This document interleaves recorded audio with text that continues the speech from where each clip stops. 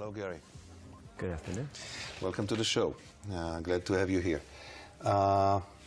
Quite an astonishing relationship with the Israeli community you're developing, right?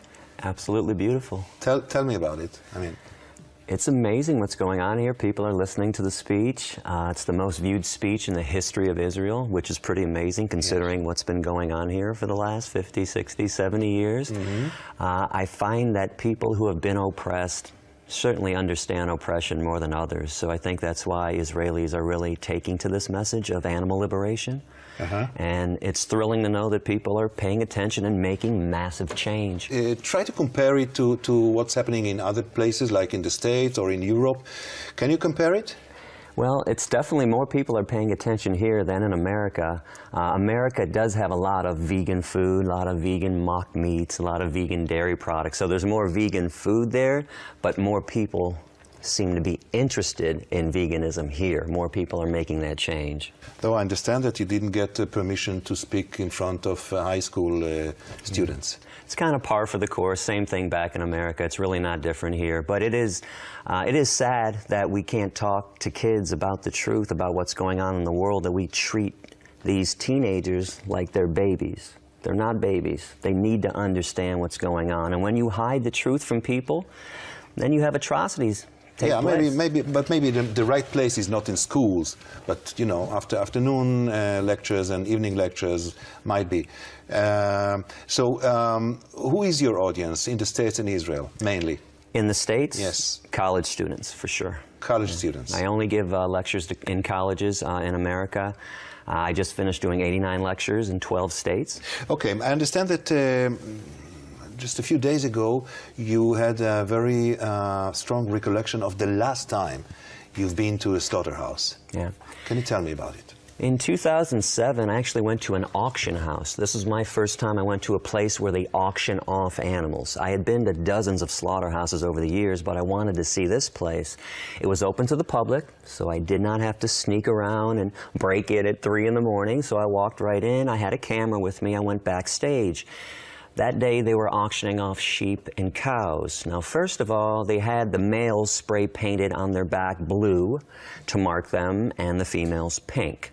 The same markings that we've done to humans over the years with those atrocities, which we can talk about later. Yes. What really was disturbing to me and saddening to me was the first time the animals didn't recognize who I was and why I was there. Over the years, every time I went somewhere, it was like they knew I was there for them, and I'm like, I'm getting footage, I'm gonna show people what's going on, and I'm gonna share this with the world.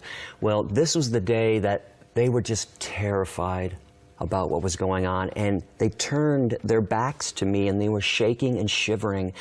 And as they looked back, it was like they were saying, what are you doing to me now? Where are you taking me now? Why are you stealing me away from my family again? Leave me alone, you two-legged devil. Just leave me alone. And here I am going, wait, no, I'm going to help. I'm just showing people what's going on. And they didn't recognize me. And this is where my anger emanates from, when people don't want to listen to the message. This is why vegans get so militant, because I don't want to be a two-legged devil to the animals or to anybody. I don't want to be vicious and mean and callous and vile. But as a species, we are so callous towards the animals. That's how they view us.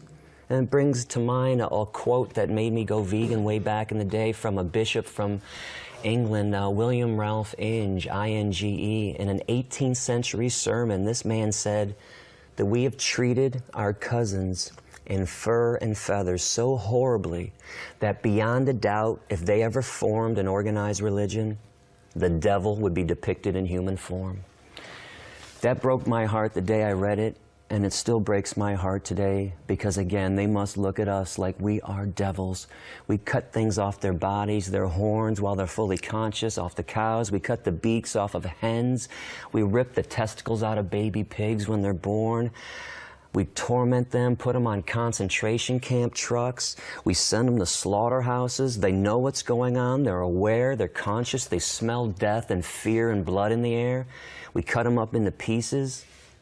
This stuff has to stop. Over and over again, once and again, you go to ways of describing that we are used to hear concerning the Holocaust.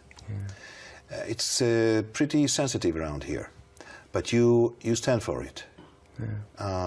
Isn't it over the top to use the Holocaust? The animal Holocaust was happening long before the Jewish Holocaust, during the Jewish Holocaust, and it's still happening today. I find it over the top that the Jewish Holocaust is compared to the animal Holocaust. Because when you compare numbers, we're talking about 6 million Jews, and if you add up the other 6 million gypsies and blacks and Catholics and mentally retarded people, we're talking 12 million people were killed by the Nazis. In 1 year alone on this planet, 60 billion land animals, 90 billion marine animals are tortured, tormented, and killed in the world's most massive Holocaust. That's just in 1 year alone. In America today, 30 million land animals will be tortured and killed. Today, in 1 day? 1 day alone. Okay. That is a massive Holocaust. And Jews don't own the term Holocaust. I know Jewish people like to think it's our term, like black people like to think that they own slavery. And I have to admit that the numbers are more than impressive. But the moral argument is quite difficult, because one of my colleagues here asked you, were you to decide, Ilana Dayan asked you that, and I listened to your answer, and I want to go back there. She asked you, if you had a 3-year-old baby and a 3-year-old puppy, that you have to save one of them, would you choose? I think it's a horrible question to be asking somebody. And then I asked her back, would she save a black baby or a white baby? Would you save a Palestinian suicide bomber? Or would you save a flea? No. Because we act like human life is valuable, and it's not. Especially when you talk about mass murderers and rapists and Hitler and Himmler and Stalin and Idi Amin and Slobodan Milosevic and Muammar Gaddafi. I mean, is anybody going to save Muammar Gaddafi's life? How come people didn't come to his rescue when they pulled him out of a sewer and took a knife and shoved it in his anus? Nobody cares about Gaddafi, Osama bin Laden. This is so false. We are all speciesists. We think that animal life isn't valuable, and we falsely believe that human life is valuable. If I can further explain how unvaluable human life truly is, do you know that if you took humans off this planet, the extinction of humans would benefit everything that exists, the animals, the forests, the air, the water, the mountains? We are completely not special to this planet. If you removed ants, this is how special ants are. The whole ecosystem would collapse without ants. And I know you've been following the news with bees. If the bees disappear, everything falls apart. This is how special and valuable bees are to the world. Where do we get off saying that we are valuable when all we do is destroy and torment and think that we're superior and we dominate others? And this is why you said you wish that people that work in slaughterhouses get slaughtered themselves, or something very bad happens to them? Listen, I wish evil on evil people all the time. And any sane person would do the same thing. Was anybody upset when the Nazi hunters went and tracked down Adolf Eichmann and brought him back here and killed him? So people that work in slaughterhouses, there's a party in the streets. are like Nazis? Sure. To their victims, they are. Really doesn't matter what I think. To you. To me, yes, but most importantly to the victims. The victims don't see the people that killed Jews any different than the people who kill cows. And people that wear furs should be raped. I wish, listen, I certainly don't wish that they hit the lottery. I don't wish that bags of money fall from the sky and boxes of lollipops land in their laps.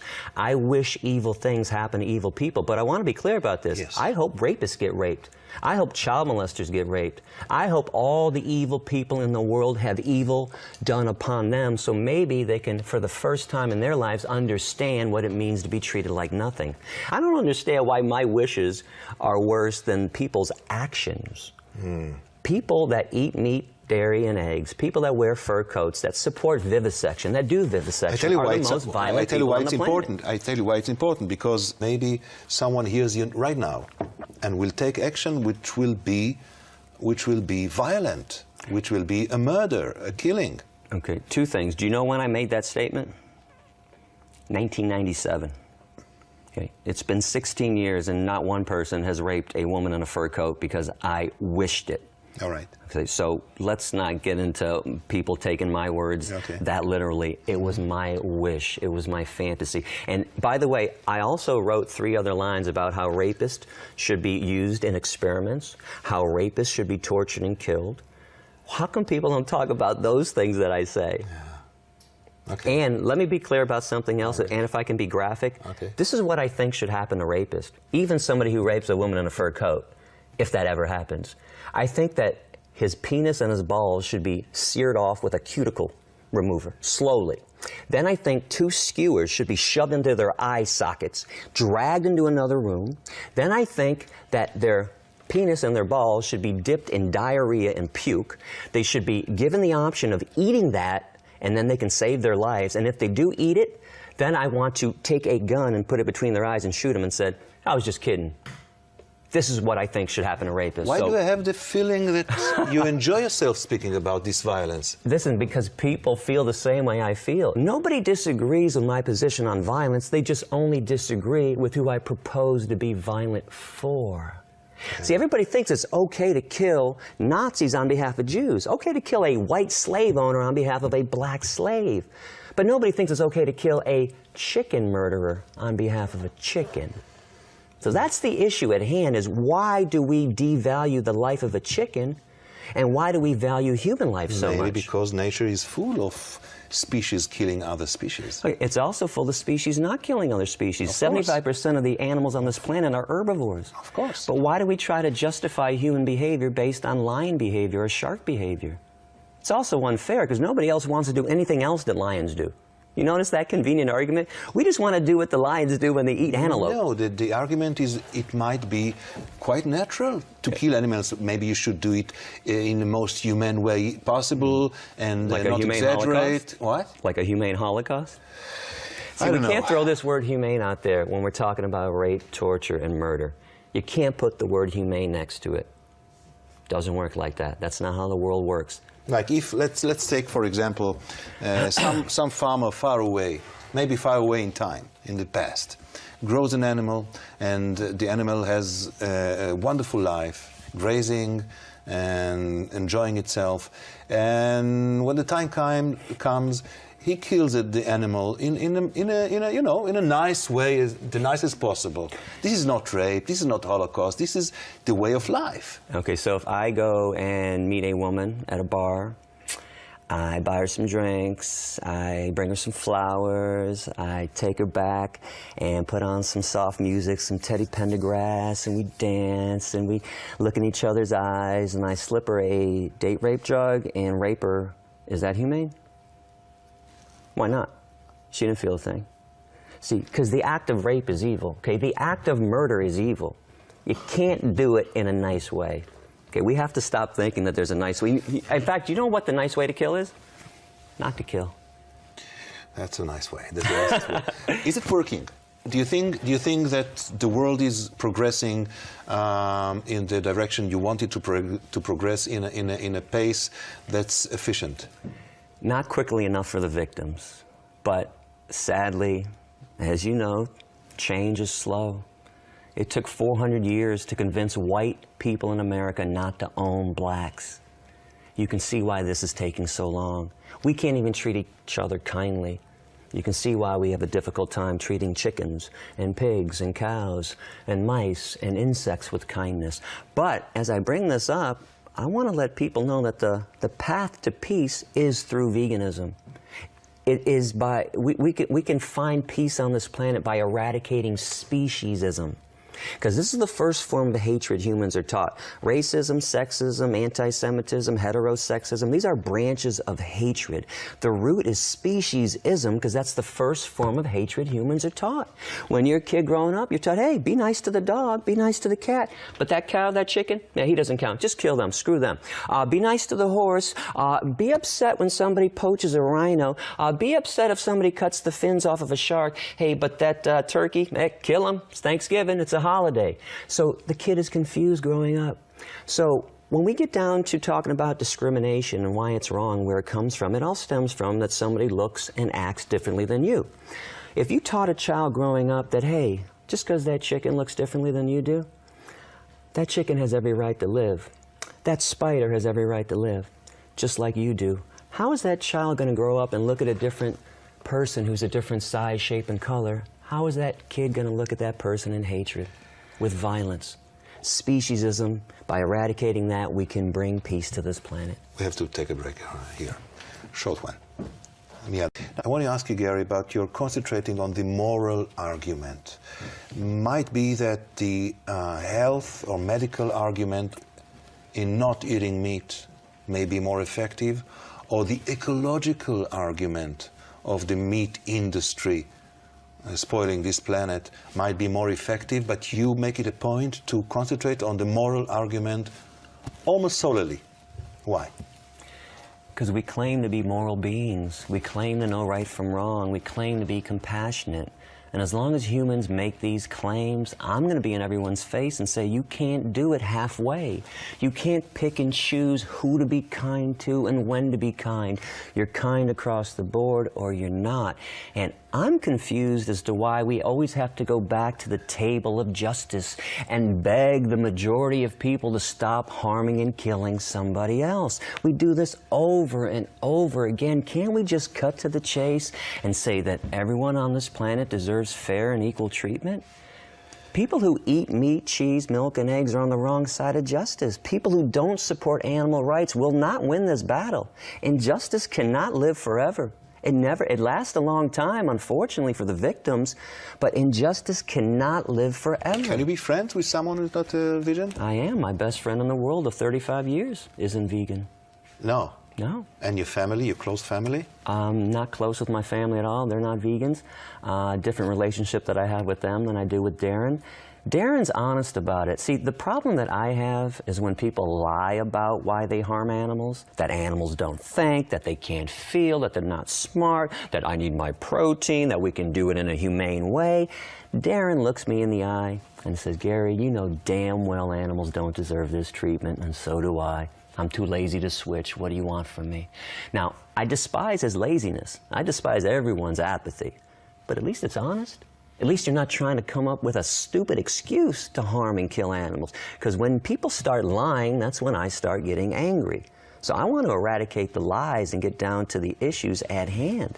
But if someone were to convince you that the ecological argument or the health, the medical argument may be much more effective, why don't use it?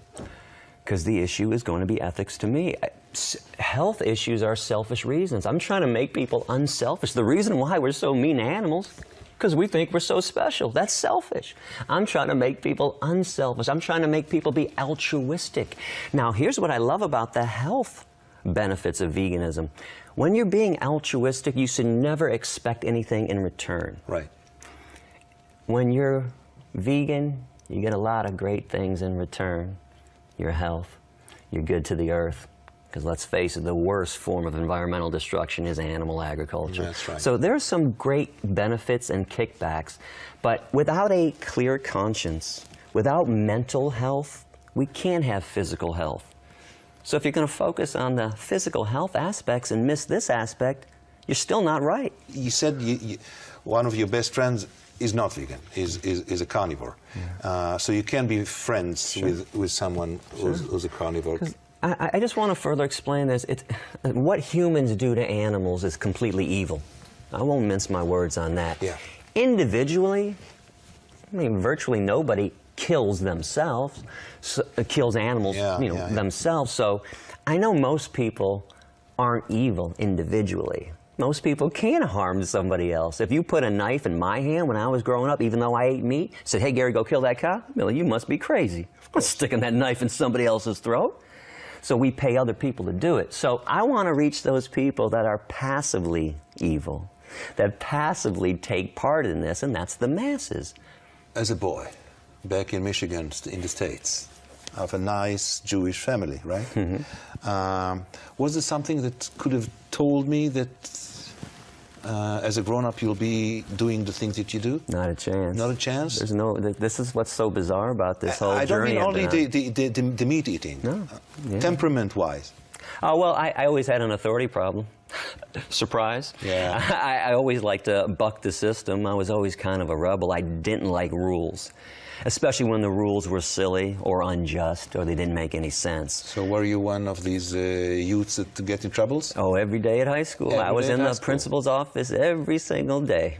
Absolutely. I want a funny story too. I was such a troublemaker too. In our high school growing up, we had to sign up for our classes, but we were told over the 4 years you have to make sure you do this amount of math, this amount of English. Well, I despise math, so I never signed up for any math classes. I took extra English classes. I'm a speaker. I was always fascinated with words.